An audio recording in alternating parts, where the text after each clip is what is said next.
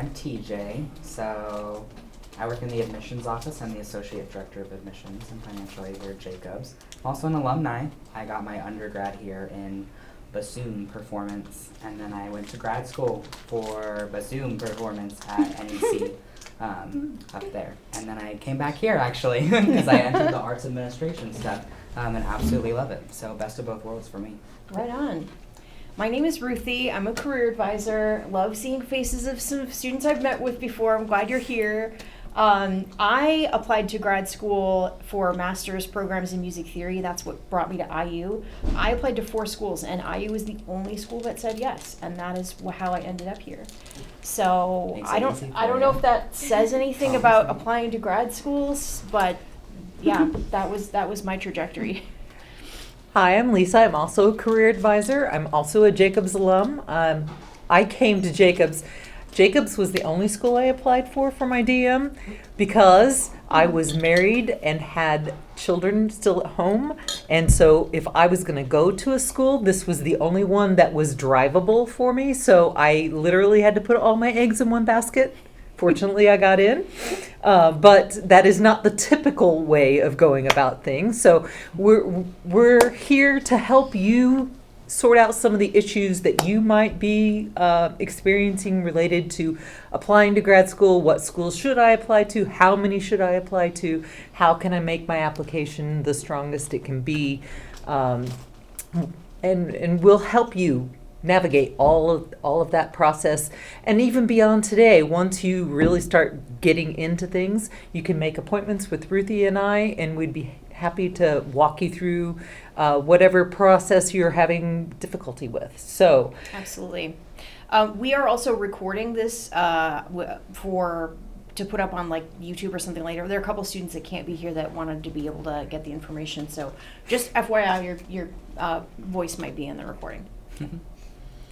So we thought we'd start the first hour with TJ and have a discussion around some broad questions about, why you want to go to grad school. What are you hoping to get out of it? How do you choose a school? What are some common mistakes that people make in their grad school applications? And then what you can do to kind of make your material stand out. So I thought we'd start by just letting TJ talk about his experience, both from the perspective of having applied to grad school, but also being the Associate Director of Admissions here at Jacobs. All right. So this first question, why grad school, and what do you want to do, and how will a grad degree help you? Speaking as an alumni, I already forgot your name, Adam, I kind of had your mindset. I was like, I just need to practice more because I want to go play in an orchestra. So it was to obviously deepen both my technical skills in bassoon playing, but it also came to be like I wanted to hone in myself as an artist a little bit more and find my place in the music community.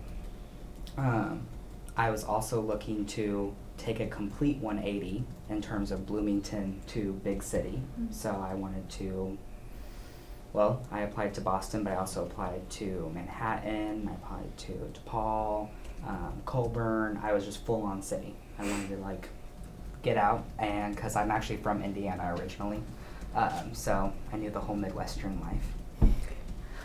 I don't know if I'm answering any questions right. No, I'm just babbling right now. That's all right. Okay. That's all right. Okay. And I'm just gonna merge into some of these questions because the second one was, how does the degree or the program or the school align with your career goals? And when I was making my list, I went straight for the teacher. It was mainly the teacher was my decision for grad school. Didn't matter if he was in Oklahoma or not. Just turned out he was in Boston, which is awesome. But I looked at his career, and that was where I wanted to be at the time. Yeah, but also I wanted him to be open to other careers that I was interested in, like the arts administration life. I worked in admissions while I was at NEC.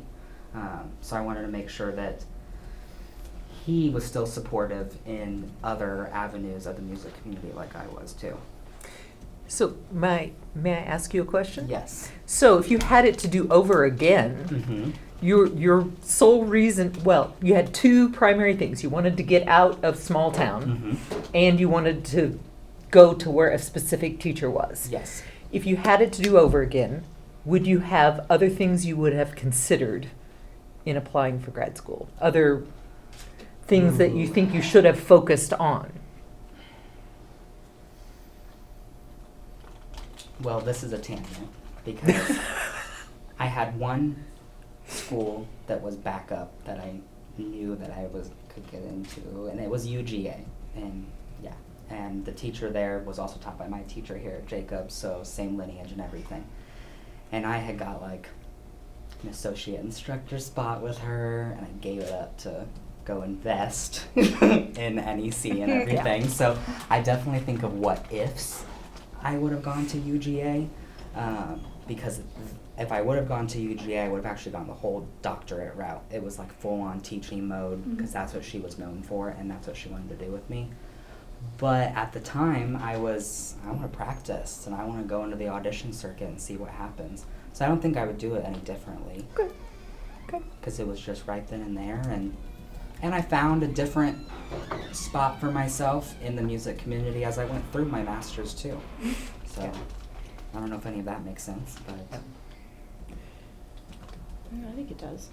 yeah. Yeah, absolutely does. Okay. Because none of us I'm not sitting. in an orchestra, obviously, but I mean, I still, teach and gig, and I sub with the Indianapolis Symphony last summer, so Well, all I that think good things. that's an important point to bring up too. Is I think for all of us, what we wanted to do when we went into grad school initially is not necessarily what we ended up doing later, and that's okay. I don't Yes. regret it or feel remorse. Yeah, same. Like, I had a good long, what I would consider a career teaching music theory while I was in doing my master's and my PhD. But I ultimately decided, even though I went through almost the entire terminal degree, I ultimately decided that's not where I was going to be happy anymore.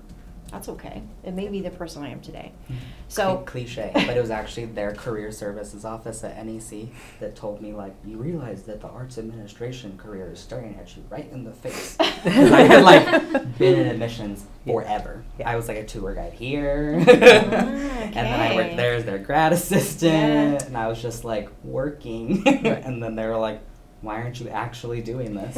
Which actually leads in well to a point that I was going to bring up. Be open to lots of possibilities. Because sometimes we get so laser focused on one thing that we don't see what's staring us right in the face, right? So if you are curious about the things that are going on around you and you're open to new possibilities, sometimes you might discover, wow, this is exciting. I could really get into doing this other thing. So reflecting about the things that you value, reflecting on your goals, and always kind of keep coming back to those things, because it'll help you make strategic decisions. Yeah. Yeah.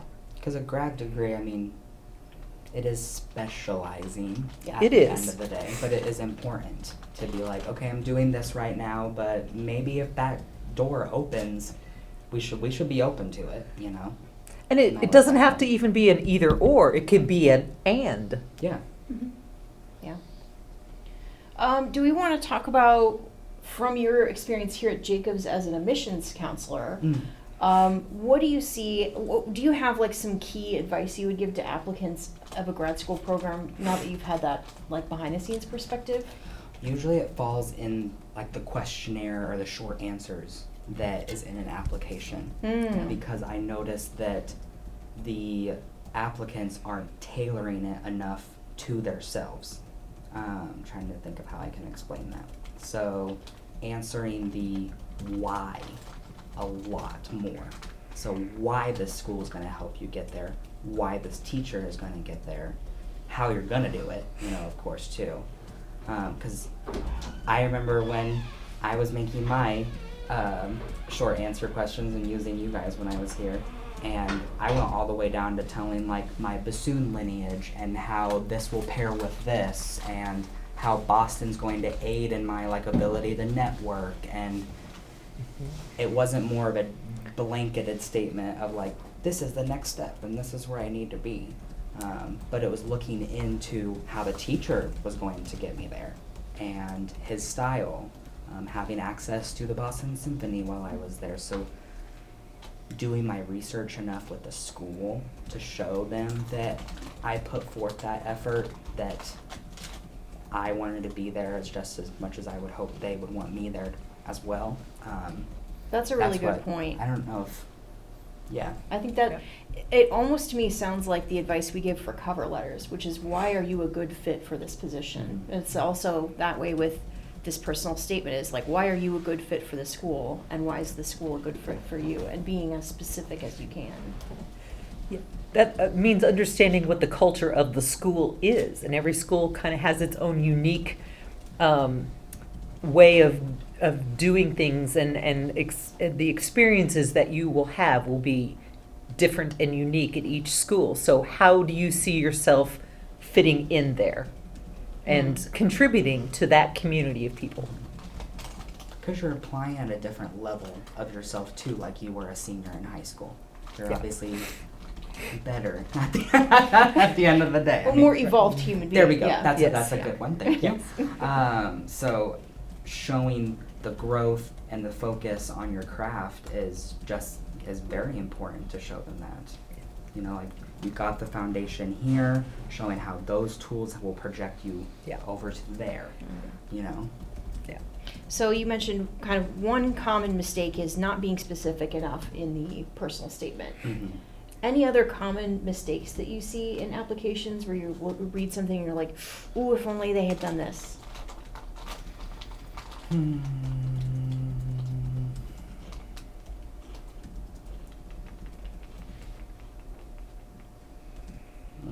Kind of stomachs. I don't really read them that much. I'm trying to think of like what I've heard that some faculty might want have seen.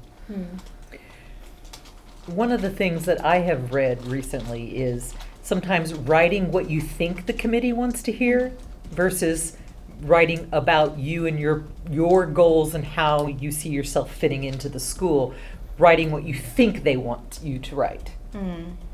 Not being personal enough to you. Yeah, that's a good point. Connecting the why to your long-term goals, Mhm. you know, being, like you said, being very specific about that. Oddly enough, with doctoral programs, what I've seen is having well-rounded recommenders in every area of yourself.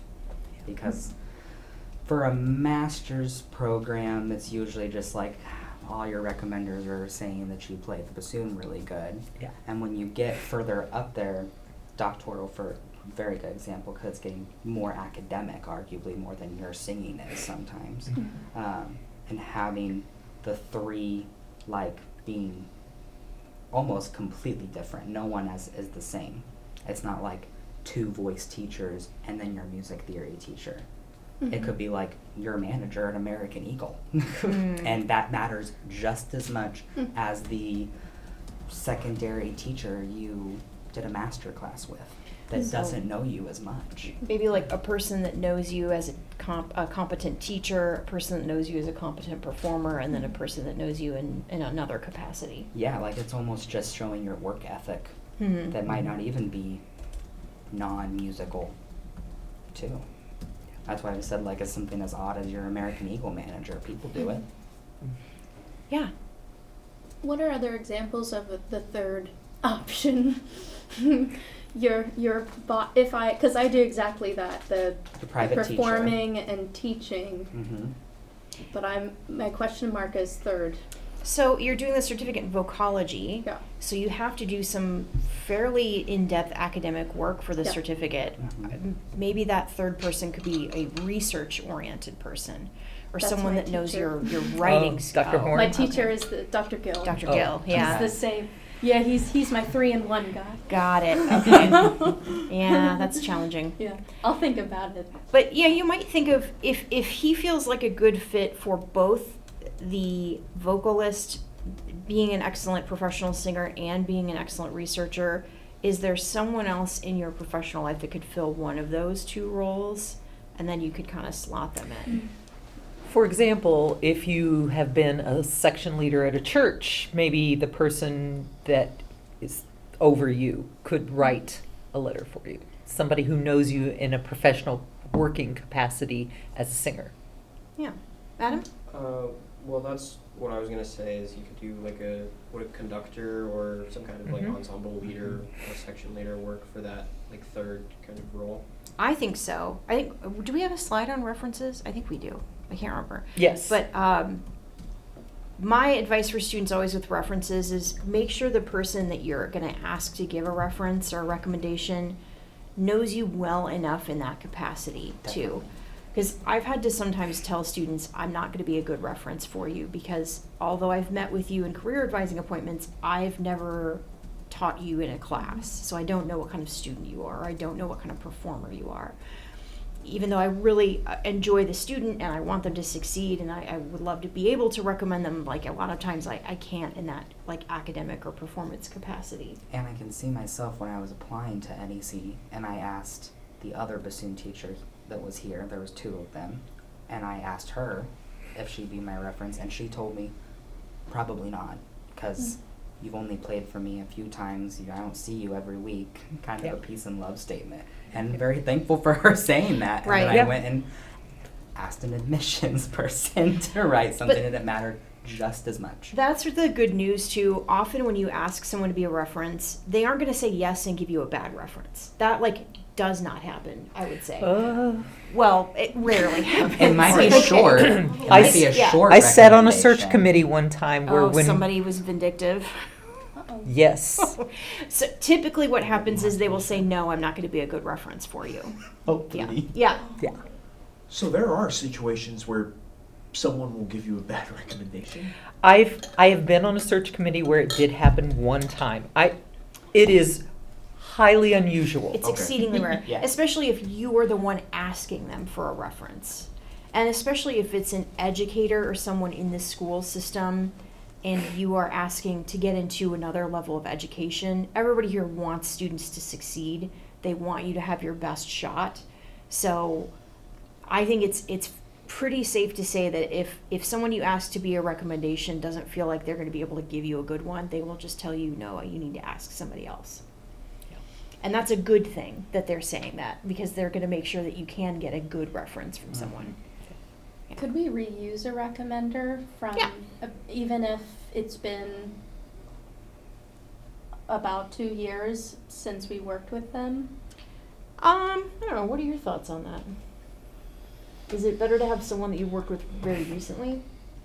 I don't think it matters too Okay. much, and you guys might feel more strongly. I mean, If you're still in contact at the end of the with day, them, so but- that relationship is still strong. Yeah, if you've maintained Maybe- the relationship. And if it had been a little bit like a while, you could reach out and say, "Oh, I'm attaching my resume too." Yes. Just so you see what I've been up to lately. Okay. That is a Um, good shout. I actually, when I give students recommendations, I usually ask them to send me a resume Mhm. before I write the recommendation too. Because even though I know them well in one capacity, I don't know everything they're doing, and it's a good refresher too. So when you send those emails to someone asking, would you write me a letter of recommendation, send them your resume. Okay.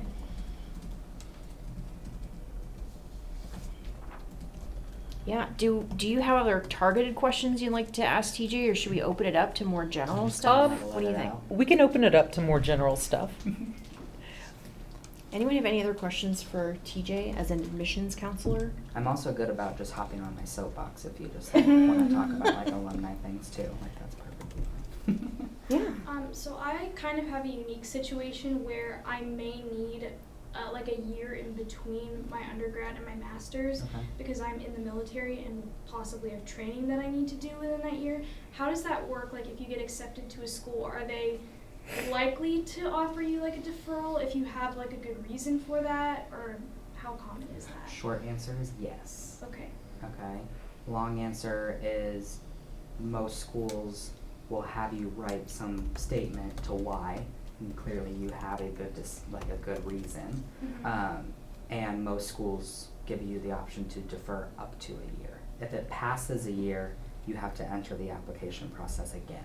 Okay. I'm not Okay. expecting it to be more than a year. If Okay. anything, probably well underneath that, just to be on the safe side. Okay. I would ask for a year probably. And better in that case to apply and have to defer than not apply, not get accepted, and then if you do end up getting in, you're out that option. Mm-hmm. Yeah. Yes, sir. I noticed on an application that I'm working on that they asked for classes that were dropped and why you dropped them for a conservatory. Oh. So I wasn't. That's Okay. It's like kind of unrelated. So I was just wondering about like how much weight do you think that really carries, and whether they actually care about that. Like this was just like, boom, have you dropped any Yeah. classes? They didn't Yeah. ask based on like seeing your transcript after anything, Nope. like it was just in the It application. was just in the application, yeah. What's the school? Eastman. Yeah, that sounds very appropriate. Okay, the first thing I would say is make sure you know what classes are going to actually appear in the transcript that you may have dropped. It's Right. only going to be things that you dropped after the drop ad deadline passed and that you have a W for. That's Yeah. where I was going with So too. I think what they're really asking is what classes have you withdrawn from and why. Yeah.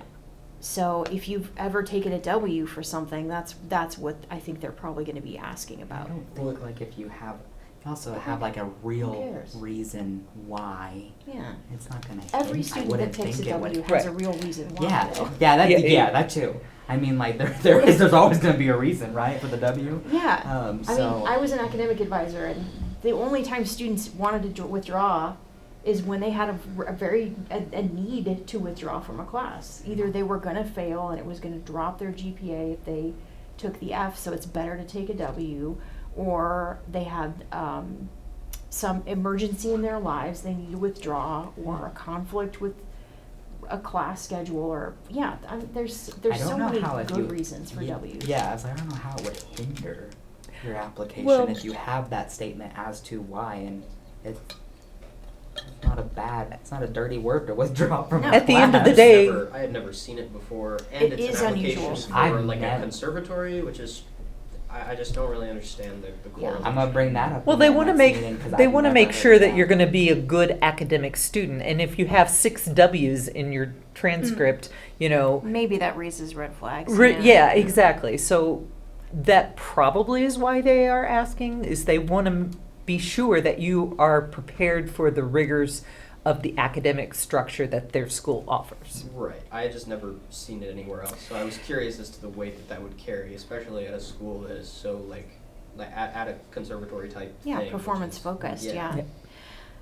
If you want to talk about the wordsmithing on that, please make an appointment with me, because I had some ideas on, I mean, first and foremost, be honest and don't give them more information than what they're asking for. And I think there's some easy ways to do that. So if you want to work on that together, Yeah, for I'm sure, yeah. open. I do want to say, I know that even conservatory model schools, especially Eastman has their leadership program that they offer through their school now. Everything is a lot more, it's not just performance. Even the conservatories realize you have to have more to offer than just being the most excellent player or singer. You have to have other skills that complement those things. And so I think that is one of the reasons why you're starting to see lots of unusual asks or different asks. We're going to show you some examples of things, and Juilliard's descriptions of all of the things that they require in their application. I scrolled and scrolled and scrolled and scrolled. I was like, oh my gosh, I've never seen so much detail. It's esoteric. Yes, yeah, and then the kinds of things that they're asking for too is just like, oh, like recommendations.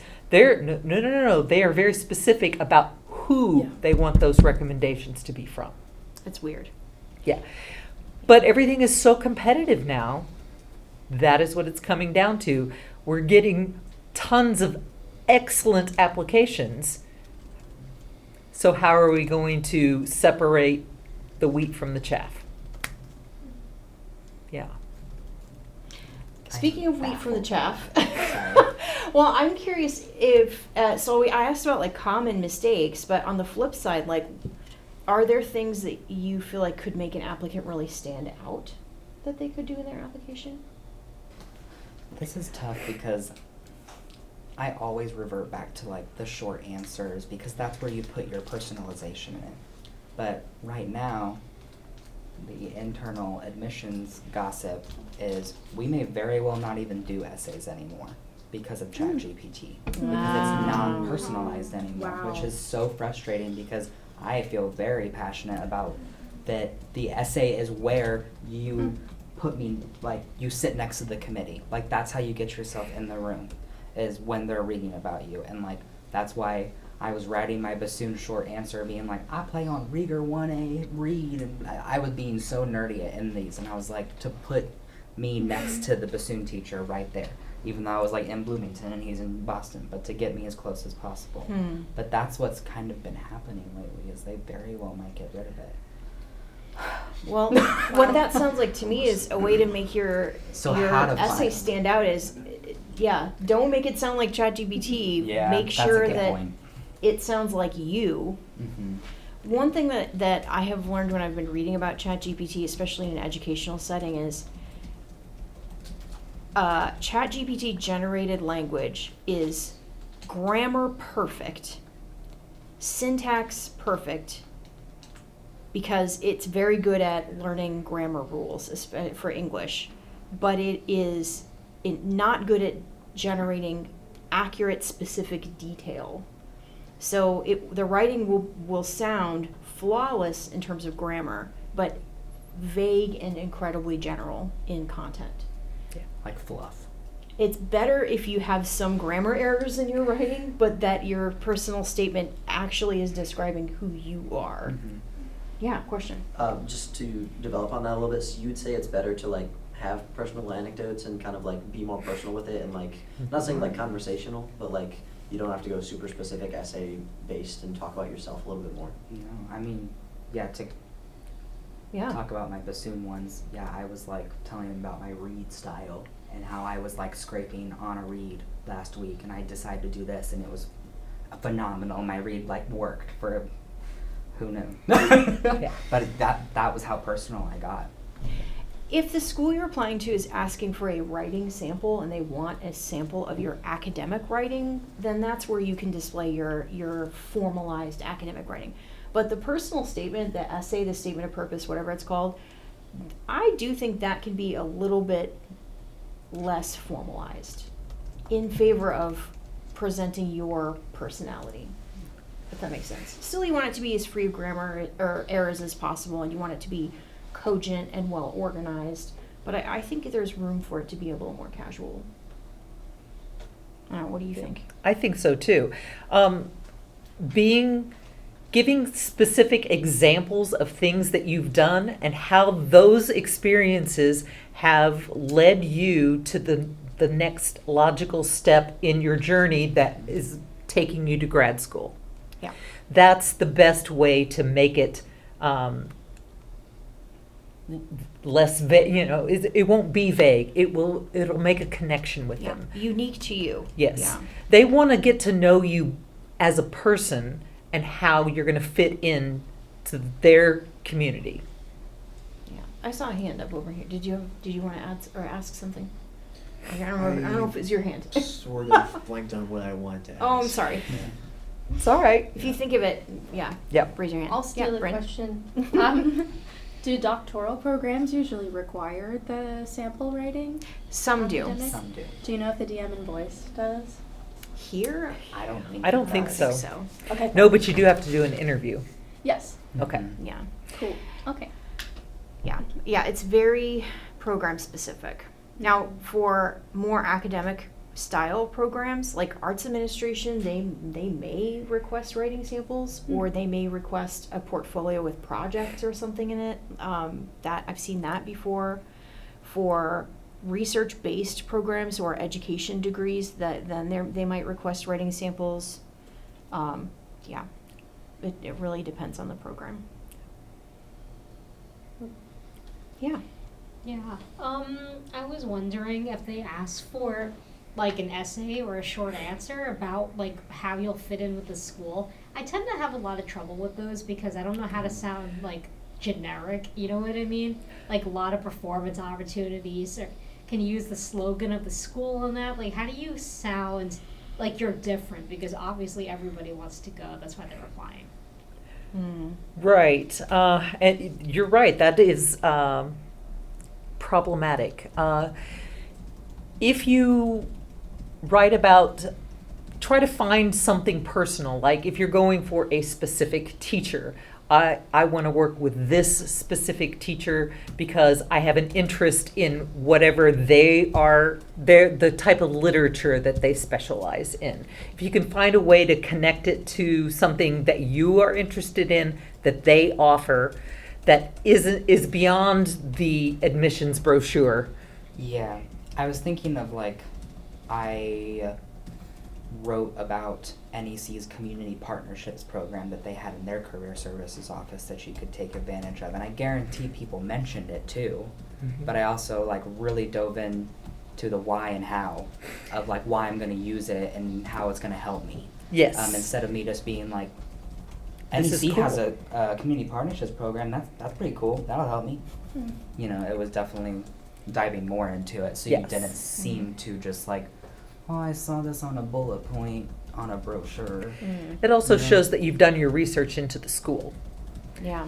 Because one of the common mistakes that I came across is people who mention people in their essays who no longer work at the school or who've died. Oh, Gosh. Oh. Yeah, so make sure you do your research. So if you're going to mention something specific like that, that you really have done your due diligence about those kinds of things. Let's see, what else? Yeah, Brent. I have a really specific question. I'm on the internal application for IU, and it asks for education history, but they don't list Bachelor of Music on there. So I'm wondering. Can I see that? Bachelor of What to Arts, do? Associate Bachelor of Are Arts. you on Bachelor of mine or Science. You're on mine. Okay, more gossip. We changed applications this year, so that's I went why to the it's messy. application online. You're one on. that's You're not like- like on the Indiana University graduate application. You're on my Jacob supplemental application. Oh, how do I right? get to the right one? You gotta have do to- both of them Yes. because the university has their step. Right, you have to get into Oh. IU again, and then you have to get into Jacobs Write again. that down. Yeah. Oh, let me just. Oh, Let me just look. So. we actually are going to talk about that. At some Yeah. point in this Okay, And the, cool. presentation yeah, too. and the rules are different if you're a current Jacob student applying Right. for another degree here versus people who are coming in from the outside. Right. Yeah. You said it's on education history. Adam, while he's looking at that, do you know? It's the IUCAS still, right? Or is Yeah. it? You'll has it still changed? apply in the IU grad app, which is CAS, is Yeah. what they call it, For the regular. for the regular IU. That's university. not all confusing. Yeah. Yeah, let's not get Just into checking I that. have all the right like bookmarks. Okay. Yeah. So yeah, when you're at that's one thing to mention. All the conservatories are just gonna have one application. And then the Safe regular- bet, all the others are gonna have two. Yeah. Yeah. Because you're at like a university-based place. Guarantee like Northwestern is gonna have like some, yeah. You apply to Northwestern, then you apply to Then- Beanan, yeah.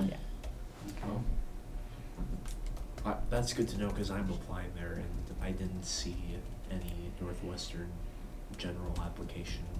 I just, yeah. I mean, it's not necessarily like fact that this will happen everywhere, but it will often happen if a school is called a university, but then they have an internal school of music or school of the arts or something, that there's two applications you have to do.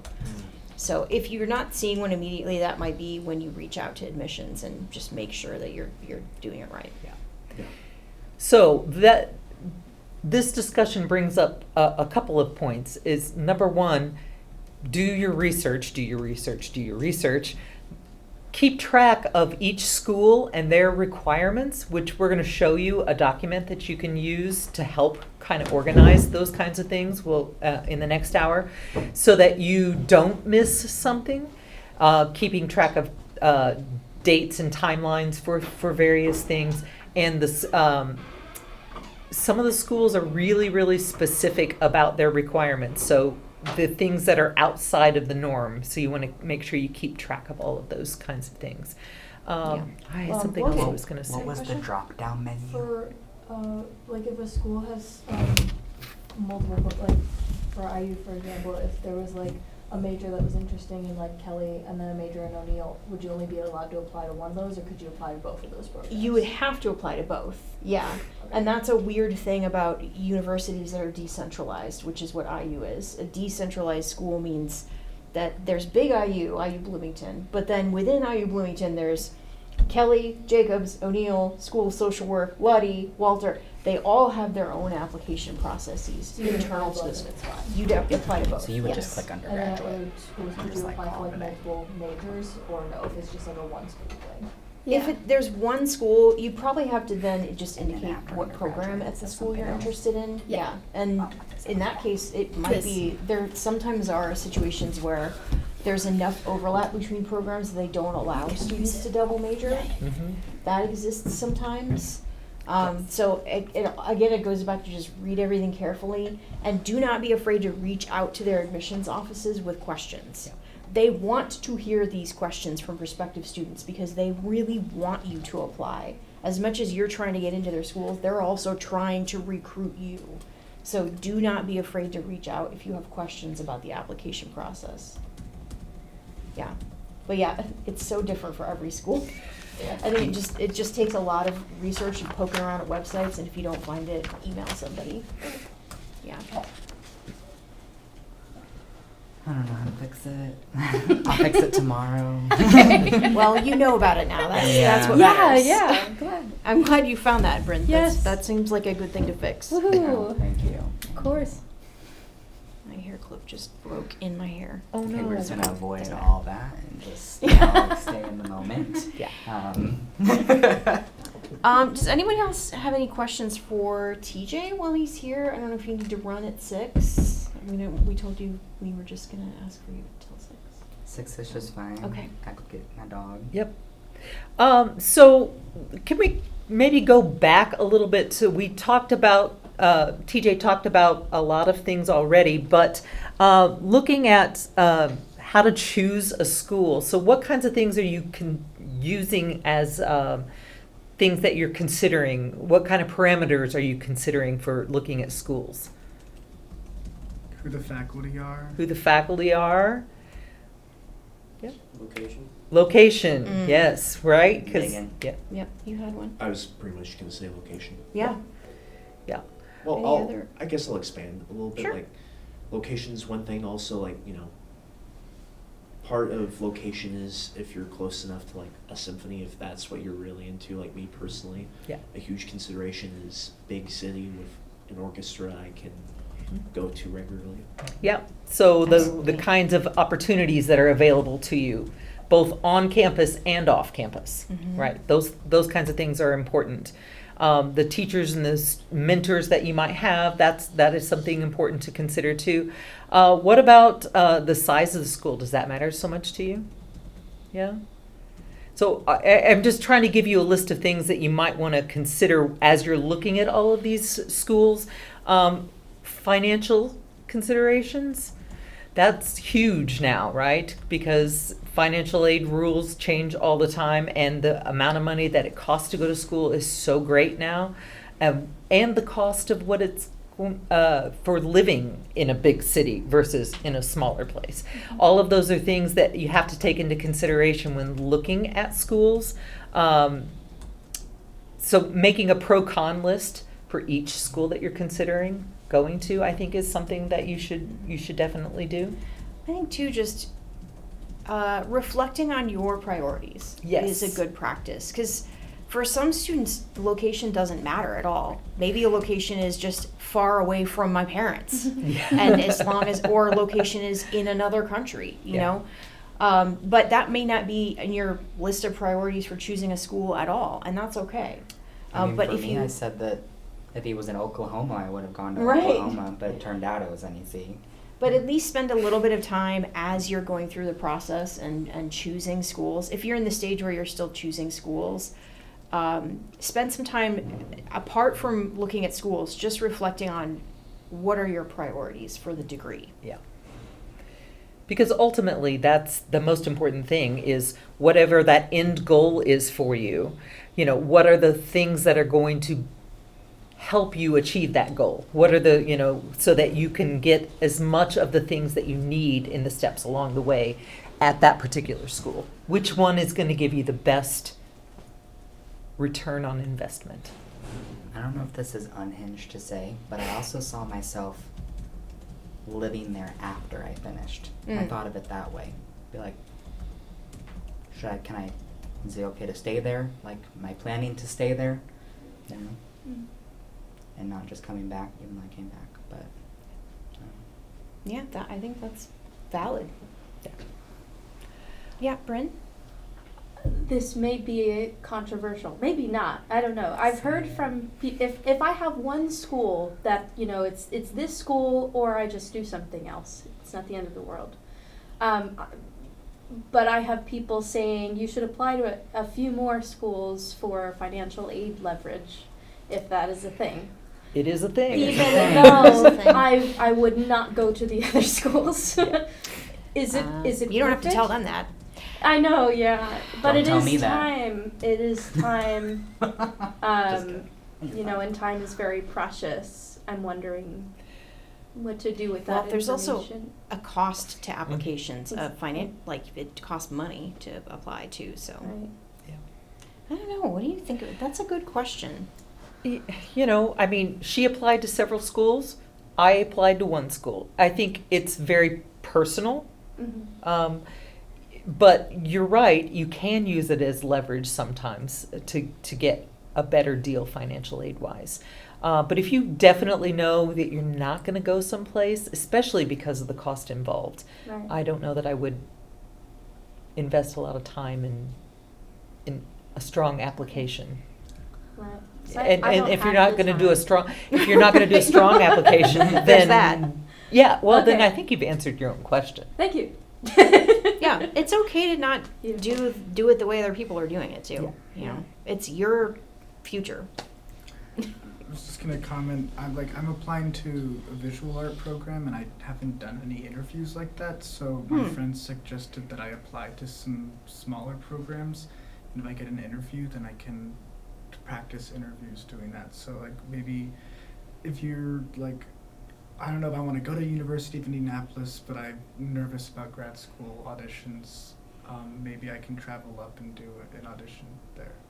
I don't think know. you can practice interviewing without going through all of the application steps and hoping you get an interview. And the Yeah. money, unless you Yeah, can. you can practice interviewing with us. Okay, Yes. that's true. You tell him. I'm just kidding. Yeah, I feel like that's a lot of work to practice. Yeah.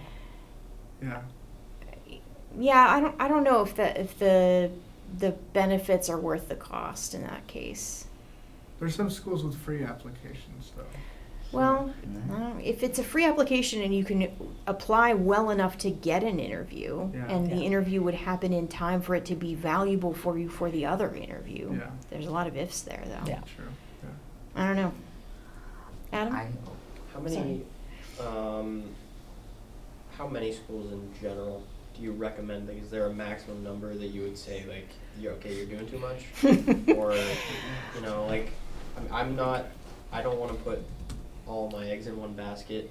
Right now I have 5 on my list, but a lot of the times in these kinds of application seasons, I tend to start adding a lot of things later because I get worried that I'm not going to get into anything. And I want to try to avoid that by having enough to start with so that there's more of a chance of beginning. I might put courage on blast for a second because we've talked about whittling down a list before, and I wonder if you have some wisdom just after having gone through that a little bit, having a huge list and then being able to whittle it down a bit. Yeah, I basically had a preliminary list of 40 that I'd be like, Oh. no. Let me finish. That I was maybe I could look into this more. That I was whatever. And then I narrowed it down to 16. What? So and then I have it now at 8, which is still a lot, but I was Okay. some things to consider. I was all the programs would provide full funding. I I'm gonna was be like, talking about that for like the next month.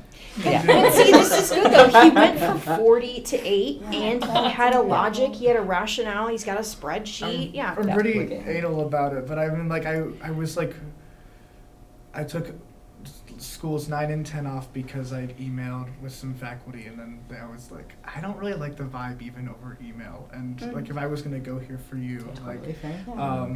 and like, but I was also like finding programs that have the full funding, and I visited another school this summer, and I was like, actually, I think I will keep you on. But so there's just like a lot of different things, but honestly, sometimes if you're trying to narrow down the list, just like getting rid of a school, you don't even have to think too hard about it. You're just like, get rid of. I don't know. I met with Dr. Diorio because I was like, he's somebody that knows me very well, and he could help, like, and also knows a lot of the people in the world I want to be part of. So that was just something to consider, is having a trusted outside individual.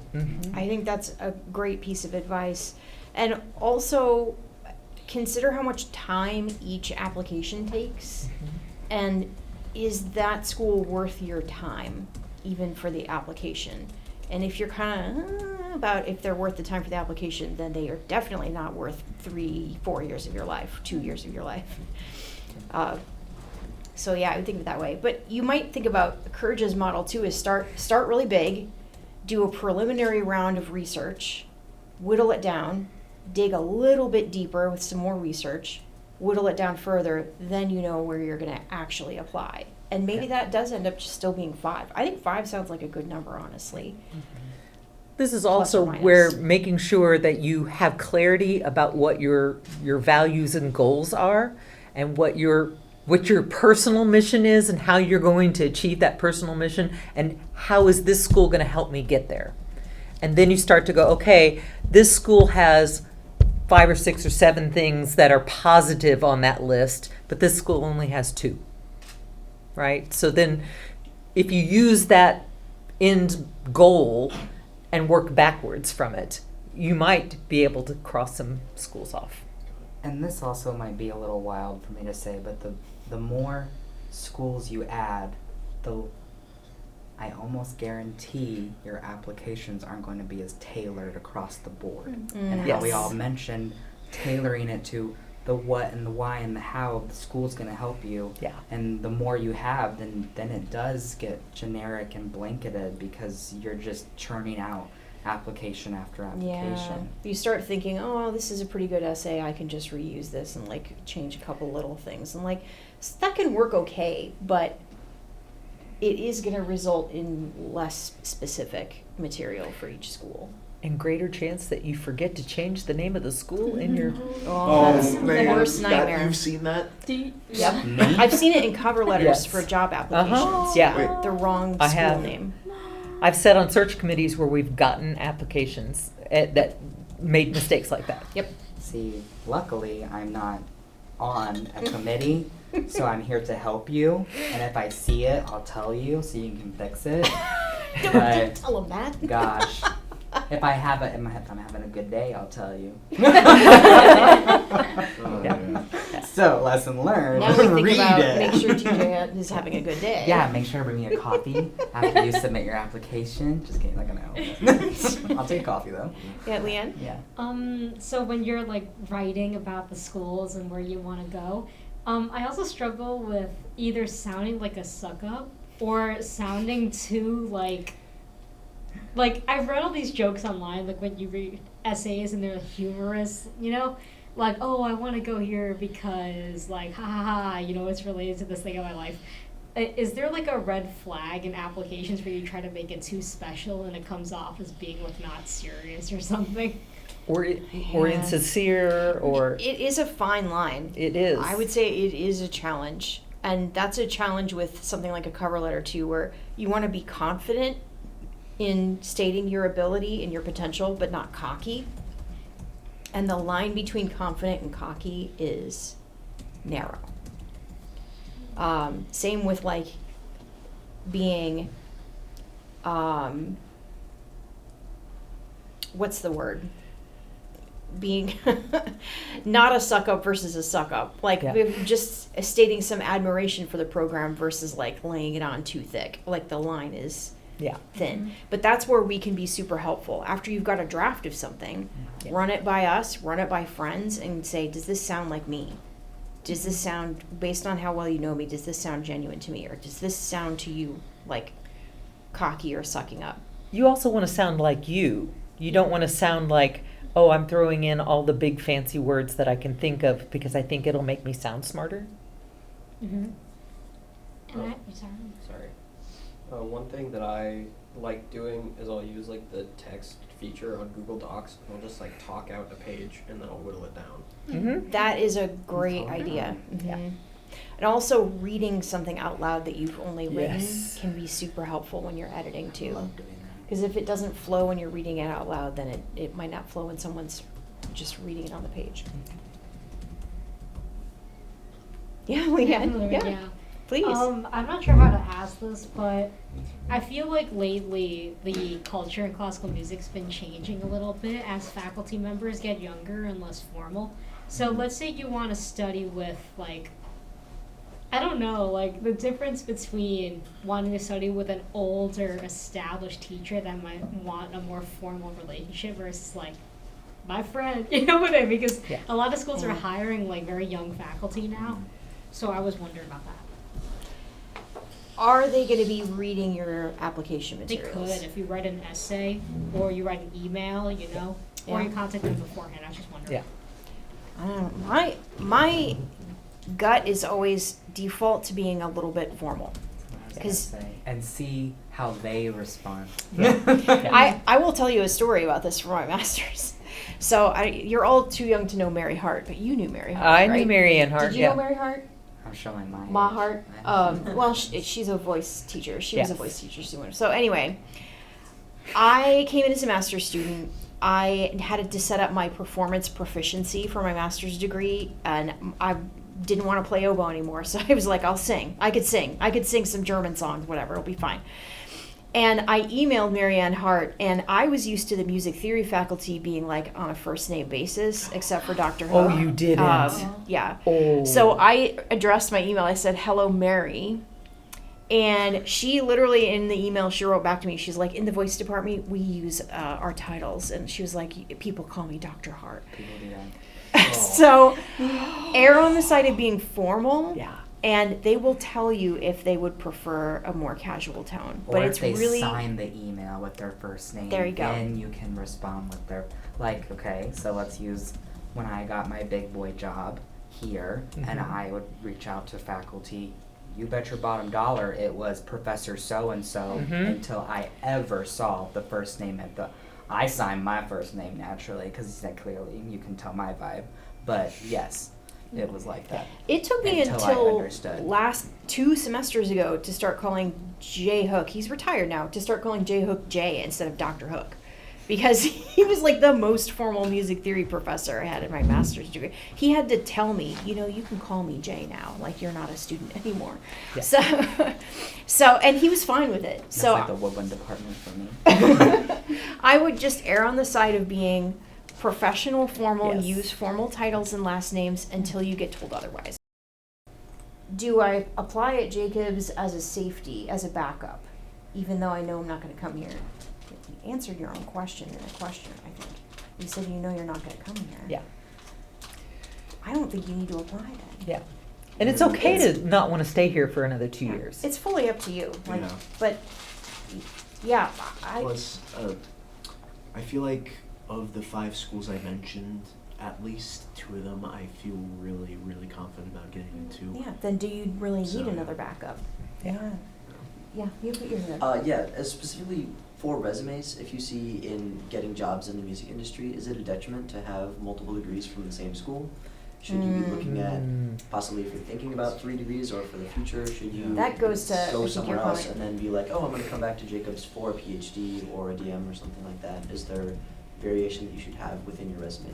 So, potentially, yes. And I wanted to talk about your question too. So, I know personally, a friend of mine when I was doing my music theory degree. She came to IU, she did her Bachelor of Music here at Voice, she did her Master's in Music Theory, and she was not accepted into the PhD in Music Theory. And she was very hurt by that. And the reason they told her that they did not accept her is because they didn't want her to go to the same school for all of her degrees because it wouldn't look good. Of course, they did accept a man who was in the same position, so we'll put that aside for another day. But that I have heard that rationale that like it is kind of better for you to go to multiple schools. For me, I think for a selfish reason that just it helps you expand yourself. It helps you expand professionally, expands your network by going somewhere else. It expands your perception of the world to see that training can happen a different way at a different school. But I think generally, yeah, it probably isn't great to have the same school listed for all of your degrees. I don't think it's terrible. A lot of people do it, and I'm sure they do have excellent career outcomes. But especially if you're going bachelor's, master's, PhD all in the same school, you can really get tunnel vision easily, or in PhD, DM. Yeah. Adam? Well, my question is about that. So, at least on my list, like, I love it here. Like, it's great. It is out of the way. It is a bit, small in terms of the surrounding opportunities, especially for classical musicians. I mean, there's just not a lot here that's within, public transit distance. Right. But like the teacher, my teacher is fantastic.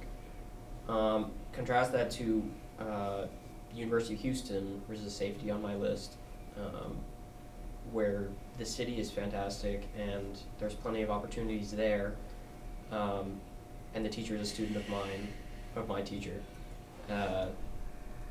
But, obviously he's younger and the school is not doesn't have as good a program overall as here. How would you compare and contrast those two from the perspective of them both being safeties and having what weight would you give each category? Would I go here just for the teacher, but then I don't get to do anything outside of it because I don't have a car? Oh wait, I have an answer to that, but I want to hear what you say too. Well, I think a lot of it goes back to those goals and those values that you have. How do you weight each one of those things in terms of how they're going to help you achieve your goals? I think is how I would approach it. So your pro-con list, here, this school I get these things, these school, and then go, okay, wait a minute, how do each one of these relate back to what my overall mission is and where I want to be when I get done? Yeah, and your goal at the moment is orchestra playing. Yeah. It does not matter what school you go to get an orchestra job. It matters how you do in the audition. Yeah. And what non-school groups have you played with? So if you're at IU, you can play in the Philharmonic Orchestra and you might be able to do some subbing with regional orchestras. But that might be the only, and maybe you'll have festival orchestra experience. But in Houston, there may be a lot of other gigs that you can do as a sub-musician in orchestras and bands there. Right. That you would have on a resume. And if you love the teacher and you feel like he or she could prepare you for high-level auditions with orchestras, then that's, in my opinion, that's what matters more than the name of the school. Right. I've never been one to think the name of the school matters for anything. It's what are you going to get out of it? Yeah. And that's a very individualized, unique thing for every single person. None of you are going to have even close to the same journey. So you have to look at it very intentionally with how is this helping me achieve my goals? Is this the right choice for this end result? Yeah. And that we can't help you with. We can help talk through Well, it. talk through Yeah. it, yes. Yeah, Leanne? I have a similar problem, but it's a little bit different. I also really love it here, and I love my teacher and everything. But I always thought after my undergrad, I'm from a huge city, I always thought that after undergrad I would move back to my hometown in New York. But here's the problem is financial, because like I'm applying to Juilliard and I probably won't get in because it's really, really hard. But let's say I do.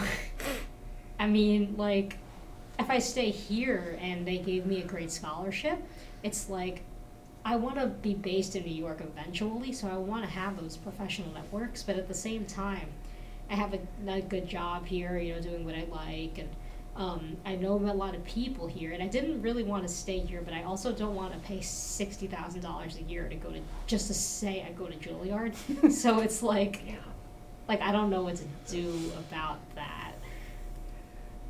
Yeah, that is a challenge. Because at the end of the day, finances often have the final say. Whether we want them to or not, they just do. Yeah, as someone still paying for student loans now, if I could go back and tell 22-year-old me that in-state tuition in Iowa would be cheaper in the long run, I probably would have applied to schools in Iowa. Yeah. Because then I knew I could actually get in-state tuition. But if you're thinking in terms of cost too, you could think of that return on investment. Juilliard does have a really good program where they connect musicians at their school with gigs. It's a little bit more well-formed than Jacobs' program, Musical Attractions, which if you've never heard of it, then you know why. It isn't a super robust program, and part of that's just because of the nature of Bloomington. There aren't as many opportunities. But that's not going to replace tuition, but it is a way that you can earn some money getting performance experience with Juilliard's help. Eastman has a similar program. Manhattan School of Music does too. Like, there's a bunch of schools that have these programs where they'll help connect student performers with performance opportunities. How about Northwestern and DePaul? I don't I'm also know. applying to DePaul. I can't believe I have left that off the list. Yeah. That's a good question. I only know about the existence of other programs because I've just talked with career advisors in those schools, but I don't know about Northwestern or DePaul. But a lot of programs that have schools of music will have these experiential learning programs where they want to connect up students with gigs. So it's not going to pay for school, but it is helping you develop that network that you're looking for. My friend that goes to DePaul, he's an undergrad music education major, and he's doing stuff with the Chicago Symphony, like as a Awesome. for career. That's As a development, freshman, so- that's great. Yeah, I think he's a junior, but Oh, still, okay. yeah, but he's been doing this for at least 2 years. It's great. Awesome.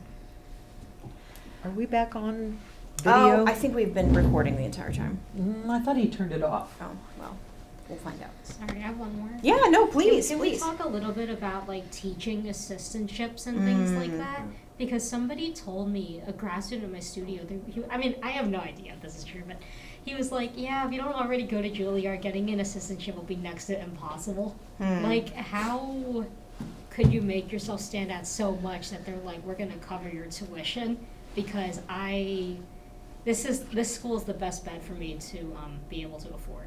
So I was just like, and I would love to stay, but it's all about money. So Yeah, so typically things like teaching assistantships, some programs they will guarantee all of the students in the program will have teaching assistantships. So at IU, that's the case for music theory. Every student that does a music theory degree is guaranteed an AI, and that's just because they need a lot of graduate student labor to teach the drill sections, right? That's not going to be true for every department. And like you said, teaching assistantships, especially in departments with a lot of students but not very many classes, like IU in the voice department, there are very few TA, AI, GA positions, and there are a lot of students. So those are very competitive positions. The best way you can stand out is to demonstrate in your application materials that you already have some teaching experience, and why that continued teaching experience is so important to your decision with the school. Okay. That's what Yep. what would you say? I agree with what she said. That's also a place if you can do a supplemental essay. Some schools, I can't remember, Juilliard's one of them, I think it is, that you could use your supplemental essay to write about why it's important to you to have that assistantship. Shall we go through the slides? I know more questions will come up. We want them to come up while Yep. we go through the slides, so. And some of the please- stuff that contained in the slides, we've already kind of talked about, so we might not spend a ton of time on it, but Interrupt us while yeah. we're going through. all right, so just some general rules and tips.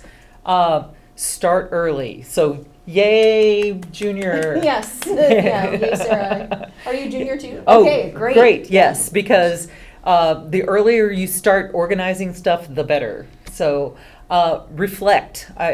You've heard us say this a number of times. It's because it's super, super important. The other thing you're going to hear us say a dozen times is proofread, proofread, proofread, Yeah.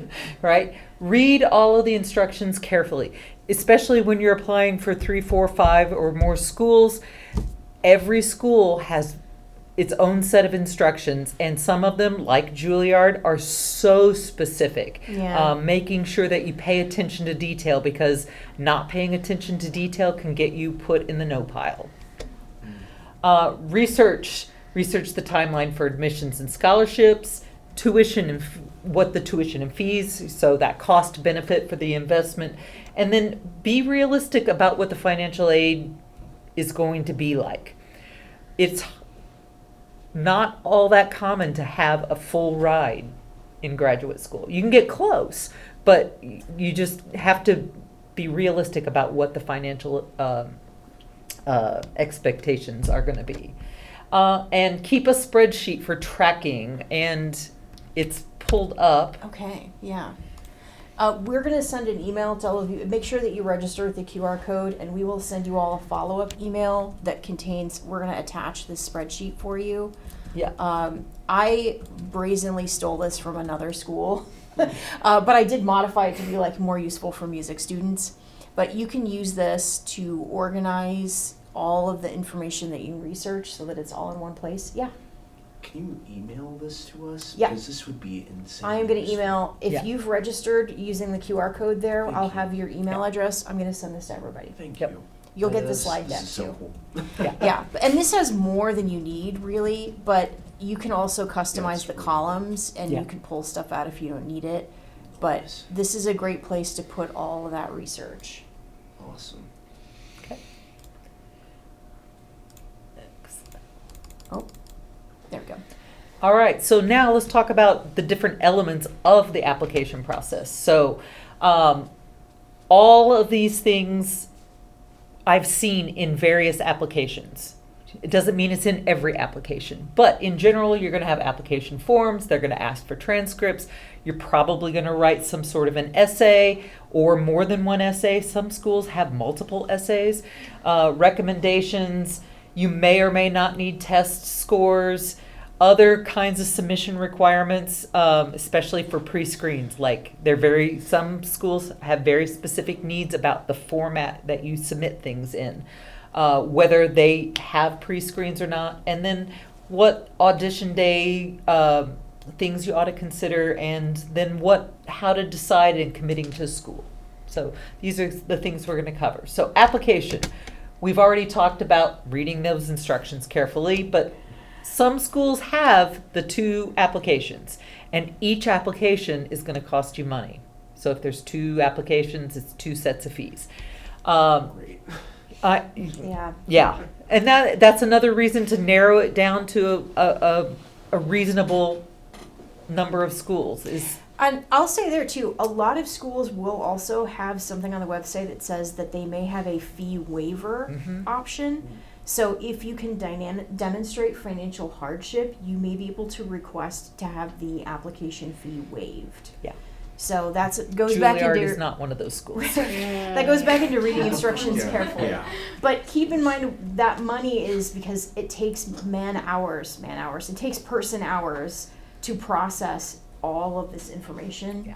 And that labor has to be funded somehow. So it does suck that burden goes to you. But Yeah. at least know it's going to pay for people to spend a lot of time considering you. Yeah. So as you start to think about the schools you're applying to, gathering all your documents, I would recommend keeping a place in your computer, a folder for each school, and putting the documents as you are creating them in whatever form they are in, and putting them in one place so that when it's 2:00 in the morning and you have time to work on something, you don't have to try to remember too hard where you've put things. Should be sleeping at 2:00 in the morning. Yes, Please. I will be Usually sleeping am. at 2 Okay, o'clock in good. the morning. Yeah. Triple check all your application materials. This is particularly important because it is just too easy to not copy and paste certain things from one application to another, and you don't want to get caught not changing the name of the school in your materials or some other kind of odd thing that happens. So make sure that you go back and check and recheck all of your materials before you hit that send, and then realizing that there is that cost to every single application that you submit. Yes. Sarah? Will you attach the slideshow? Yes. Okay. Yep. Okay, perfect. Thank you. Just Absolutely. Okay. Transcripts. That's the next piece there. You're going to have sent in copies of transcripts. Not every school, but most schools, there's a fee, of course, involved with sending transcripts. Ruthie said she thinks that IU, it's not Yeah, the case IU anymore. got rid of the fees. For while you are still a student, you can get transcripts for free. And keep in mind that you cannot get those transcripts sent to you and then you send them out. An official transcript can only go from school to school, institution to institution. Yeah. Once it passes through your hands, it's no longer an official transcript. Yeah. So this is the link for where to order them from IU. This is the e-transcript request. Again, I'm going to send you the slide deck. It's going to have this link in here so you can get here. Yeah. But if you just type in transcripts, when you go to 1.iu, you can find this e-transcript request. And I don't think I can show you the next screen, but this is the best place for you to go because if you're a current student or a recently former student, you can go here and get your transcript request in. Is that for what you submit for the application or later when they ask for the, because they'll generally ask for transcripts, but I can get a PDF to upload from here, and that can be That's a good question. unofficial. If they ask for an unofficial transcript, you can get that by going through your AdRecs. You can pull up your 'Cause unofficial or your This SOAR. is what I had today, but Yeah, I just, that's unofficial. that's fine to submit. It read your instructions. If Yeah. it says official transcript, then no, that is not going to work. Right. That is not an Okay. official transcript. Some places will ask for the unofficial until you're accepted, and then they want an Yeah. official.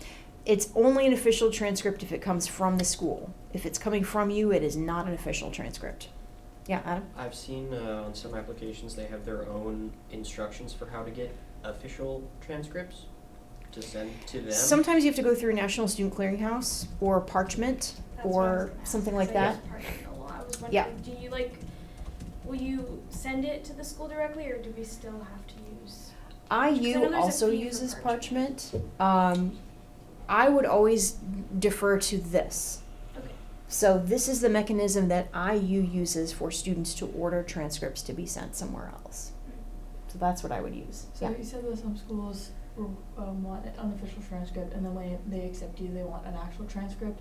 I'm graduating in December. Is my account gonna shut down like as soon as I graduate in No. December, to where I won't be able to access it in the spring if I get accepted? No, to a school good that question. requires that? You have 1 year after your last enrollment ends that your account with IU is active. Okay. So it should be active for you through December 2026. Okay, cool. Yeah, that's a really good question though. Yeah. Okay, great questions about transcripts. Yep. But yeah, just keep in mind it's only official if it comes directly from the school. And this is the link is in here for where you order transcripts. Out there, transcripts office here at IU Bloomington does take calls too. So if you do have any questions about the website, Your questions about ordering, you can call them and ask. All right, so writing that personal statement.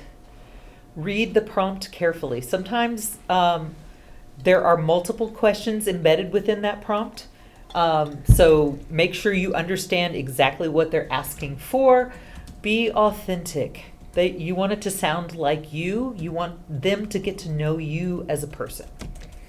Writing for a reader, so not a listener. It's not a story that they're reading out loud, although we do recommend you read your statements out loud to make sure they flow well. But you're writing for somebody who's going to be reading a lot of these things. Researching the schools, making that connection, how you are going to fit in and contribute to the school that you're applying to.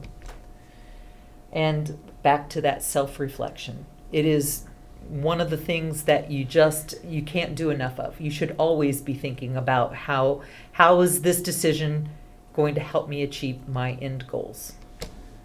Yeah. Same point. Focusing on your long-term goals in the essay, yes.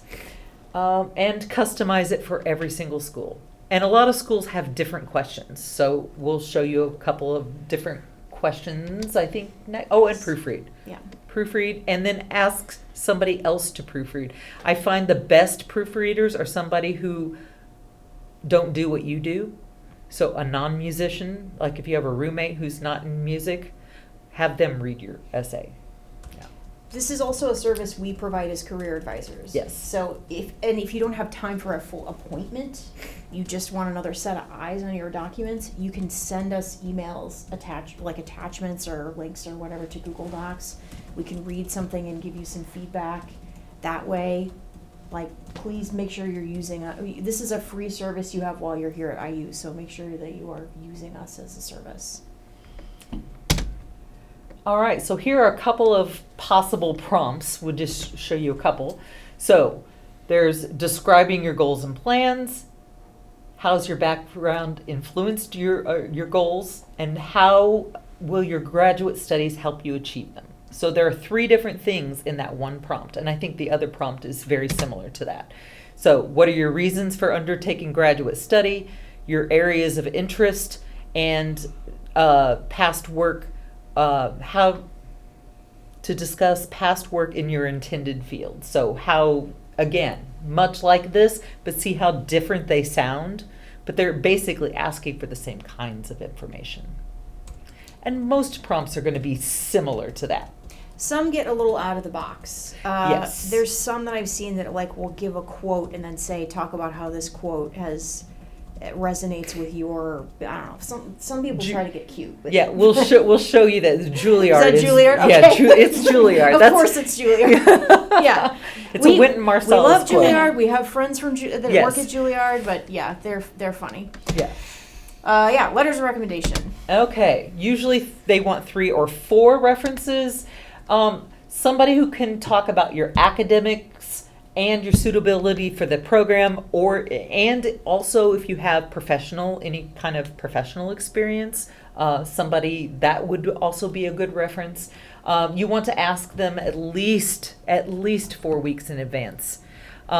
Sending them a CV, even with information about the program that you're applying to and why you want to go there, can be helpful information. But being very specific about what you want them to talk about. Yes? So typically for recommendations, they'll actually, accept them after the deadline. But Sometimes, yeah. Yes. Is it, a lot of the places I'm applying to, that's the case. They're Yes. very lenient on that. That said, I feel like it would be a lot better and look really good if you got them all in on time. Well, Yes. actually, a lot of Yeah, schools that's what I figured. want the emails of the people who are going to write you letters, and then they send them a link to be able to submit Okay. that. At least that's the experience I've had as Yeah. That's how it was when I was applying for undergrad. So Yeah, it's not yeah. different There's for a this. lot. This is another case where there's a lot of different ways this can look, but often they, just like the official transcript's only official if it comes from the school, the letter of recommendation is only valid if it comes directly from the recommender. Yeah, Like, right. they're not going to give you something that you're going to send on. Right. Yeah. So, yeah, they'll need that contact info. And to that point, about 4 weeks in advance, a lot of your faculty have studios of multiple students that might be graduating and might be looking for references. Yeah. They got a lot of letters of recommendation to write. So give them as much information and as much time as you can so that they can write you a good recommendation. Right. And sending them a nice gentle reminder a week or two before it's due, so that, yeah, hey, just want to reach out and make sure that this is still happening in a polite way. Yeah. Sorry, I couldn't think of a polite way to say it. Sorry. Specifically for like your teacher or someone who can speak to your like performance ability.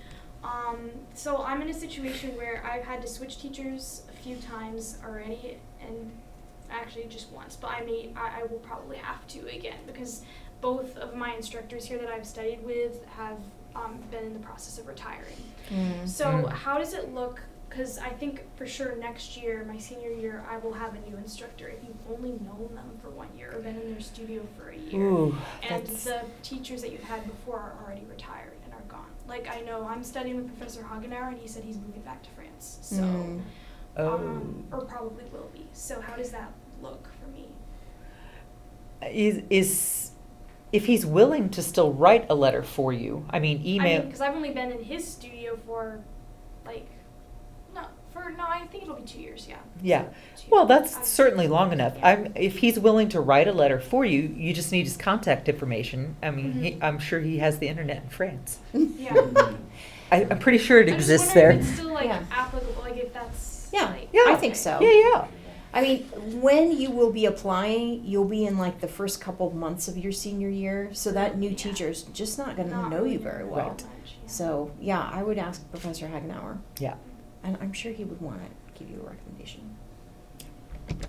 Yeah. Okay, tests. Test. More and more we're seeing, well, for music it would be the GRE. That would be the graduate test you would take if you need one. But more and more we're seeing that schools aren't requiring them. Some are saying you can send them if you want. If English is not your first language, then there are other kinds of requirements. Yeah. English proficiency requirements. Almost every school has that as something you do have to submit. Might be a bad question. What is the GRE? No, not a bad question. Graduate requisite exam.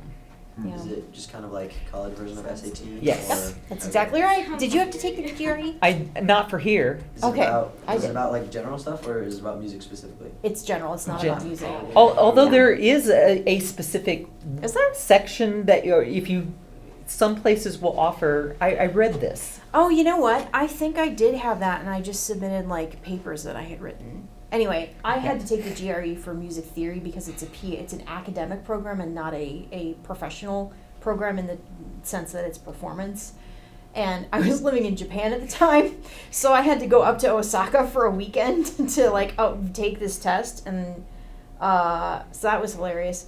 But yeah, it was just the SAT again. Like, the only section I really had to study for was the math section. I already had strong writing skills because I was applying for a music theory program. I kind of had to be a good writer for that.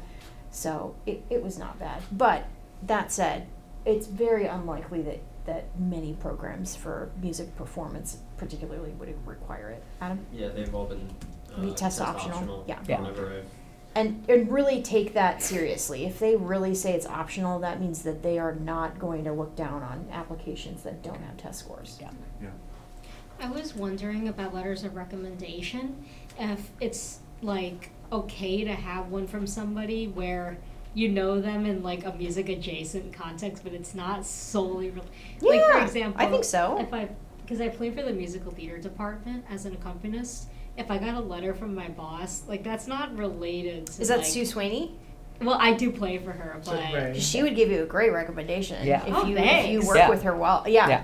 Yeah. Yeah. So those letters of recommendation, and kind of to TJ's point earlier, it's about showing different facets of your professional self. So it could be somebody that shows your work ethic. And that might not be somebody in music, that might be your manager at your retail job. And it sounds like this is someone that knows you in a professional capacity as an accompanist, and that's what you want to go to school for. I think that's a great connection. But And what if you're doing like a solo master's? Like, it's I related. mean, they still and know it's your not- performance, and Oh, they know yeah. you're going to show up on time, they know you're punctual, they know you're polite. Those are all good things for a school to know about a potential applicant. So you could, in theory, ask a recommendation from like a former manager at work. Yeah, I think so. Yeah, I think Okay. choose recommenders who are going to know you the best and who are going to talk about you in a really positive way. Right. Now. Okay. Okay. Yeah. If it's 3 music people, great. But if it's 2 music people and somebody else from an unrelated field, that's okay too. At least one recommender should come from the field that's related to this thing you're studying. Yeah. Yes. But yeah, you've got other slots open. Yeah. And I've seen on the applications like a lot of, well, first, a lot of the time I've only ever seen them asking for 2. And one of the stipulations that they have is one has to be your private teacher. Yes. And Yeah, I've they- seen that. They like say that specifically, and then the other one can be whatever you want. Right. And that's, I like when schools do that. Like, I like when, except for Juilliard, I like when schools are pretty specific about what they want, because that takes some of the guesswork out of it. Yeah. So that's nice. You know, one's your teacher, and then one can be Yeah. anybody else that you feel like is going to give you a good recommendation. If you're applying for internal Jacobs, can you still use your private faculty Yeah. member as a letter of recommendation? It would look weird if you didn't. Okay. But I mean, like, would they be Yeah. just reading their own essay then? Recommending? I mean, they might have to Maybe like recuse my- themselves. Okay. Yeah. Yeah. Yeah. I don't know if they would, they probably would have to recuse themselves from Yeah. being on the committee for your application. Okay. Especially if they were a recommender. But Yeah. yeah, it would look really strange if you didn't have your primary teacher be one of your recommenders. Yeah. If you're going into the same kind of program again. Like Yeah. weird to a point of, okay, they didn't specify their own teacher as a reference, that must mean that they actually aren't like that good. I don't know Or that they something. would jump to that conclusion, but they might conclude that something weird happened with this teacher, Yeah. and there's a Red flag. there's got to be a reason red that they're flag. not including them. Yeah. Yeah. So for me, again, would it be the current teacher that I have senior year as I'm applying, or could I use like a past private teacher? I think for your case, because you're switching studios, it makes more sense for you to go with Hagenauer. Okay. That said, have a conversation with whoever your teacher is in that semester, and they may feel open to being a recommender for you. Your situation is pretty unique, I would say, because of that switch that you have. Yeah, what do you I don't think? know if it would be worth having your current teacher write that he's retiring, and that would Yeah, maybe. that would help them understand that, you know, you didn't just willy-nilly decide to change studios because there was a problem. It's because, Yeah. yeah. Yeah. Generally have like a spot on applications for like any additional information that Yeah. might be helpful. That's a good place to provide that context. Yeah. Yeah. If there's a place where it says, yeah, do you have any other additional information you want to share? Then you could write a paragraph that describes, like, you know, that you've been through a couple of different studios, and that's why this person is my reference and this person isn't. Yeah. That's a good shout, Courage. Yep. Yeah, Leanne? this is like a super strange situation, kind of like exclusive to me. Like, so in high school, I went to the MSM pre-college, and I studied with a teacher that also works at the college, and then I came here. Let's say I reapply to MSM for grad school, Mhm. and I want to use my old pre-college teacher as a recommender, but I do not want to study with them for grad school. What would you do about that? I know it's really weird. Mm. I kind of would say cross that bridge when you come to it. Yeah, 'Cause Yeah. they don't have to know that you don't want to study with them. that's right. No, but I think they do, because when I applied for my undergrad, I didn't want to study with them for my undergrad. Like it's like a real thing, you know? Yeah. Then maybe I wouldn't use them as a recommender. Yeah, that's tricky. Yeah. We can talk more about that at the appointment Okay. sometime, Yeah. because that is a unique situation, but something to consider carefully. Yeah. Yeah. All right. All right. So, some things we are seeing as requirements. Artistic resume is asked for a good chunk of the time, but some programs are requiring CVs or giving you the option of doing a CV. And the CV, since it's longer and has more space for details, it might be beneficial to use a CV. But if you're doing a PhD program, you're going to want to do a CV. Well, let's pause and define this. Yeah. Yes. CV. Yeah, Have you what's ever that heard short of it? for? Yeah, I've heard of it. I've just curriculum vitae, which Oh, is okay. Latin Yeah. for courses of one's life. Okay. So, real quick crash course on the difference. A CV is a master document of everything you've done. A Okay. resume is tailored to a specific job. So, for example, if I'm applying to work a retail job, I'm not going to list all of my performance experience because it's not related to that retail job. But if I'm applying to a tenure track faculty position, I would list performance experience, teaching experience, administrative experience, a whole bunch more stuff than I would list for a resume for a different opportunity. So Right. if they give you the option for a CV, take that option because that gives you the freedom to give them a lot more information Right, about yeah, yeah. yourself. Also, a resume is typically only 1 page Oh, long. yes, I didn't Oh, yeah. mention that. Unless they specify they want specific information in it and it That goes can So be beyond. a CV, wait, I think I already got started on this. So it's like a list of all the music you've performed, or a chunk of it. That can be right? part of it, yeah. Yeah, yeah. Sometimes that's called a repertoire list, but Oh, they yeah, can yeah. definitely intersect. Yeah. And you had your hand up too, sorry. Yeah, on the CV, could you put things you're going to do? Like I have I'm gonna work at Disney starting in January, and Oh, that's gonna cool. from January to August. Yeah. Would I put Yeah, that on you can do that. You could say even though I haven't upcoming. started yet? Yeah, you could say upcoming engagements. Okay. Or if you want to put that in performance experience, you can list it, and then in the date column, you can put upcoming. Yeah, that's totally fine. Especially if it's confirmed, you know it's going to happen, it just hasn't happened yet. Yeah. Okay. Same for like if you are applying, but your senior recital hasn't happened yet, but you have a date, you know when it's going to happen, you can put that on the CV and then say like upcoming or something. Okay. Yeah, absolutely. All right, repertoire lists. That is what I think you were talking about. So, repertoire lists come in lots of flavors. Well, not lots of flavors. They're different. They're different for singers and they're different for instrumentalists, and you have different categories of things. So, typically, if you're going for a solo performance degree, they're going to want to know mostly about your solo performance or chamber ensemble performances, not necessarily orchestral performances unless you were a soloist kind of thing. But it lists all of the things. So within each category, you're going to list things by composer, last name, the name of the work, catalog information, maybe the date you performed it. Yeah, and this is different for everybody. So Yes. for composers, it's going to be a list of your works that you've created. For singers, you'll have categories for art song, opera rolls, opera scenes, songs in like different categories for different languages. For instrumentalists, you'll have like orchestral, chamber, solo, etc., etc. Yeah. There's a template on the Canvas, right? We got Yes. we got a template for you. Yeah. Yes.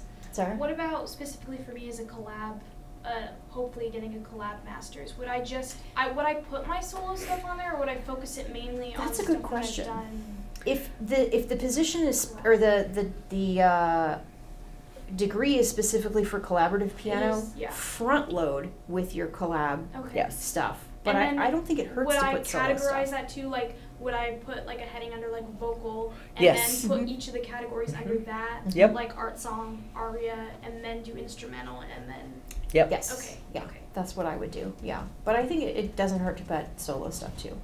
Yeah, Courage. I'm curious, as someone applying for composition programs and who's also a voice major, Mm. if I should include, that would just be a ginormous CV if I include all of that, but maybe like some more important things. But CV is like everything, so. Well, it depends. So if the school has a spot for supplemental materials, that's where you could put a couple documents in. So you could have a voice performance rep list Okay, and then a complete list of your compositions. okay. But if you're applying for composition programs, I think the list of compositions really should be in the CV if they are not asking for a separate list. And in my current CV, it says like the name of the piece, the instrumentation, and the date and time, like location it was performed, and that takes up so much space. And I'd like That's okay. that's fine. In a CV, it's fine. CVs can be dozens of pages long. Ugh. Yeah. So It is not unusual for a CV to be over 10 pages. Oh, yeah. It's okay. Yeah. At your age, they probably won't be, but it is okay if they are long. They are meant to be multi-page documents. Okay. I would also Yeah. ask, in terms of like sentences and things, like say I have this scholarship, can I give a sentence to explain what it is? Or like I'm involved with the Sing for Joy choir. Nobody knows what that is outside of Bloomington, Indiana. Do I say a dementia-friendly musical organization? I think that's a good idea. Yeah, What do you bullet think? points under what it is. Yeah. Okay. Give as much context as the reader would need to know why it's in the CV. Okay.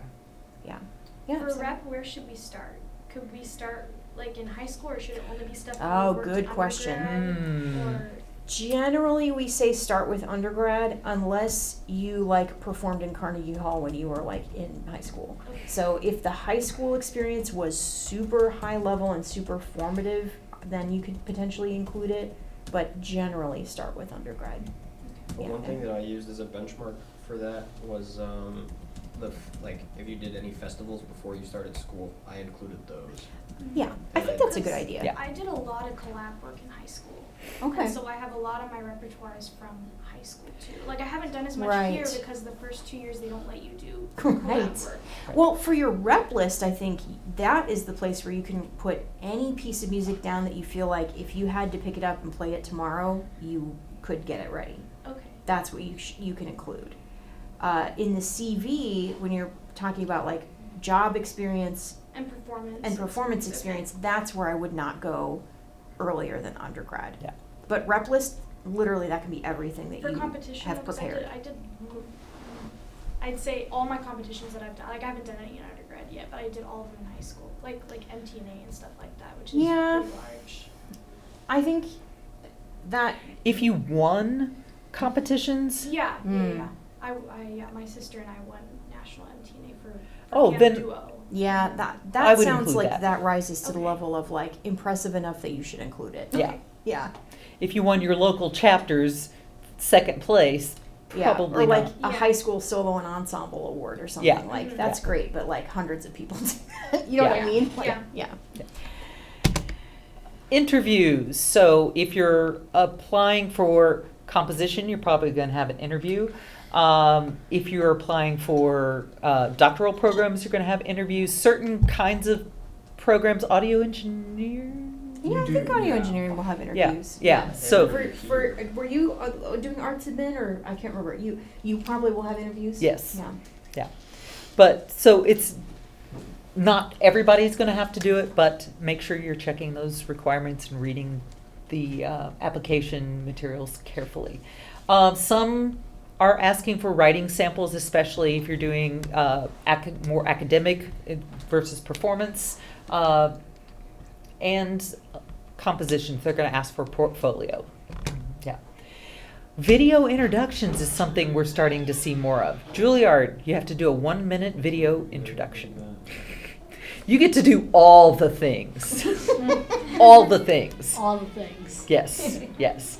So these, and if you're going to go into teaching, if education's your route, you're probably going to have to write a philosophy of teaching or a philosophy of education. Prescreens.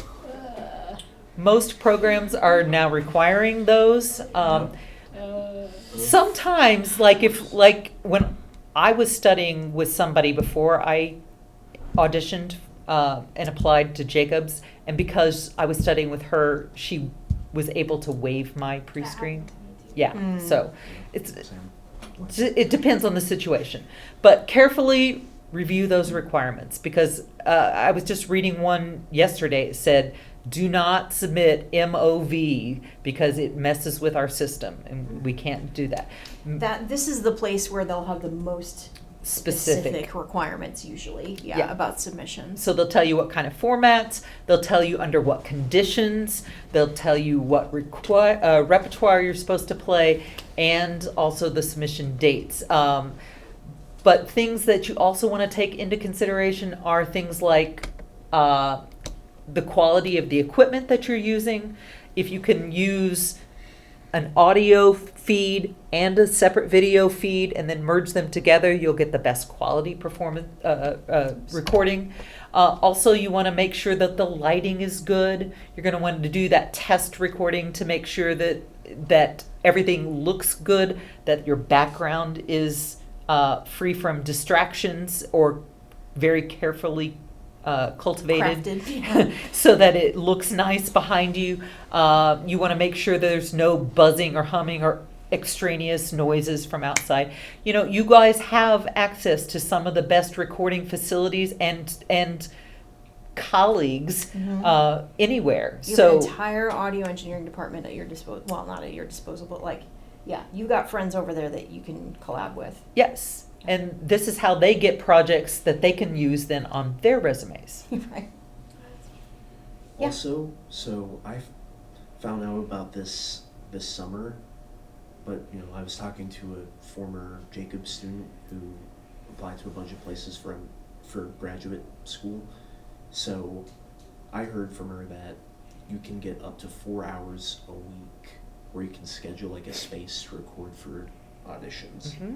Yeah, you can request recording time in the Joshi studio. Here, there's I can send you all the link for that. For free? Or Yeah, would you- for free. You just request, and it's called the Star Recording Service. You Yeah, get 4 hours per semester. 4 hours per semester. Yeah, not per week. Oh, I was going to say, wow, that, Per semester. yeah. But Oh, yeah, okay. that is available to you. I'll make sure that's in the email that you all get. And stay tuned for the Audio Engineering Society collab we're gonna do on pre-screen auditions. Yeah.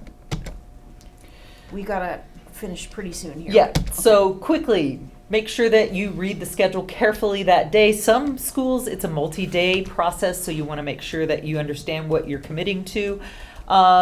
Know exactly the what is going to be expected of you on the day, or if it's multiple days, you know, which day you're doing which things. Make sure you go early to warm up. Go through your performance routine that day, I would say. Try to keep it as normal as possible. Be confident, but not cocky. And if you have to interview, make sure that you have prepared for that interview. Come see us. Yeah, we'll practice with you. Yeah. You should start to hear from schools around the first part of April. You should decide where you want to go based on the facts. You know, what your financial aid's going to look like, how is this school best going to support my overall goals, and come back to that mission statement, right? Reflecting on those goals, coming back to that. What school is going to be the place that's going to help you get there? Yeah. One thing I did when I was doing my undergraduate application for Jacobs was I reached out over email to ask about like a preemptive lesson with one of the faculty there. Yes. Absolutely. that's like Yeah. essential. Is that Trial lessons. considered Yes. like unprofessional, or is that No. is that good? That Okay. is standard. That, Okay. yeah. Yeah. I feel like in some cases that could actually make the difference between getting in or not, because Yes. if you go Right. into the audition, if you go into the audition and there are two people, one that's already formed a relationship with the professor and one that hasn't, and both are equally good. 100%. Yep. It also, Yeah. Scholarships later Yeah. on. Yep.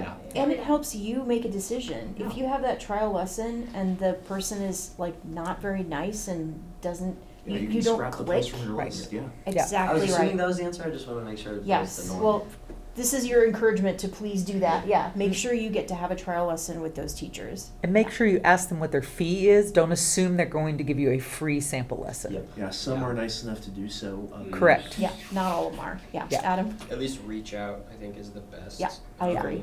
Because like there are gonna be some in the mix that just don't do trial lessons. Like that's like Yeah. very popular in the clarinet world. Like people Really? at the top just don't do trial lessons.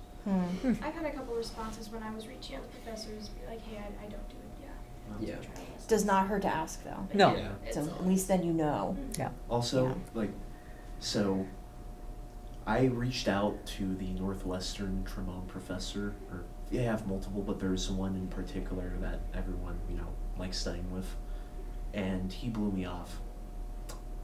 That's what I thought. Actually, the email listed on the faculty page was inaccurate. Oh. So I just straight up didn't apply because I thought he blew me off. Oh, no. So yeah, that's a serious case of, oh man. So if they have a phone number listed, don't be afraid that's to on call them for that. not updating that website, though. Yeah. That's a problem. Yeah. But Yeah. it goes both ways. Yeah. Yeah. That's So, a good yeah, point, though. If they have a phone number, Mhm. email first. If you don't get a response in 3 or 4 days, call the number. That's Yeah. I what would I'd wait a say. little longer than 3 or 4 days. I would wait a week. Yeah. Okay. At least. Yeah. And finally, wait lists. They are a thing. So some studios fill up pretty quickly, and if they're the only person teaching that instrument, then you might be on a wait list. If you get into a waitlisted school, but you've already committed to another school, sometimes you're required to get a written letter stating that you're released from that commitment. So just make sure you check that out before you just randomly say, I'm not coming here now. And Because the music community is very small. yeah. People talk. Yeah. So, are there situations where you can go from getting waitlisted to getting in with a pretty good scholarship? Yeah. Mhm. Yeah. That happened to me. I was Oh. waitlisted for the PhD, and then they said, never mind, we want you here. So, while sometimes, so I'm just curious because I had it in my mind that if you get off the wait list, that you're not going to get a good offer because you're like, okay, we can take this guy because someone else said no, but we're not. But so Not what I'm getting necessarily. is, Yeah. actually sometimes they'll still be really generous. Yes, Yeah. there's a Even if lot your of wait list reasons for that wait list to acceptance. happen, and they may or may not be tied to financial aid. Yeah. You never know. Yeah. Thank you so much. Yeah. Yeah, you're Makes welcome. sense. I don't know that we have time to go through all of our examples, but these are linked in this slide deck that you are all going to get. Yeah. So you can click through and look through these as examples, but you always go to your own. So we used Juilliard because they had such very unique and specific requirements. We use Jacobs because you're all here, but also Jacobs has a pretty streamlined process in comparison to a lot of places. And then New England, they had some fairly specific requirements too in terms of essays. They asked for master classes. Yeah, Yeah. this is one of those examples. This is not what I would think of as a resume. The breadth of the material Yes. they're asking for, and there's no way that this can be fit into one page easily. No. So this is why Juilliard is such a weird application process. I'm sorry, Yeah. they expect all that in one page. No, Oh, they okay, don't. okay, good. But the Yeah. word resume would make you think that they do want one page. But Yeah. when students want to Yeah. apply to Juilliard, I always say don't limit yourself to one page. Yeah, and they're very specific down at the bottom. They say, do not send a biography. It is not useful. I'm like, do people actually do that? Okay. All right. And then here's the essay stuff. 500 to 600 words, minimum of 250, but no more than 650. Oh, yeah. And then here's If I here's were the applying to Juilliard, I would use ChatGPT. I'm not gonna lie. No, I think it would be hard to, because every single program, undergraduate, diploma, and graduate program has Yeah. the exact same essay. Right. Weird. Yeah. And then they do have an optional an essay, optional but essay. video introduction, transcripts, of course. Yeah, they just Yeah. have it's just very specific. Very Yeah. detailed, very detailed. So, yeah. So Well, that's it. We will send you this slide deck. If you hadn't checked into the QR code when you came in, make sure you do that now so we'll have your email address. And please do not hesitate to make an appointment Yes. to talk over your individual questions, to get feedback on personal statements, anything like that to help you craft the resume or CV that you need to submit. That is our job. That's what we're getting paid to do. So please use us as a resource. Yep. What's the earliest you recommend starting applications? Well, most applications don't open until September 15th okay. for the following academic year. But you want to get a jump on it. You don't want Because I to. could use the applications from this year and kind of craft it and then just tweak things if the application has changed a little bit. it, Yeah. right? Yeah, I think Yeah. it's good to use that as a start to your research and to your reflection and your thinking. I wouldn't Okay. start actually writing essays now, Yeah. but I do think it is useful to use that as a reflection tool for you now. Yeah. Yeah. I just want to get as much done as early as possible Yeah. because Sure. then senior year gets busy. It and- does. Yeah. You are right. Yeah.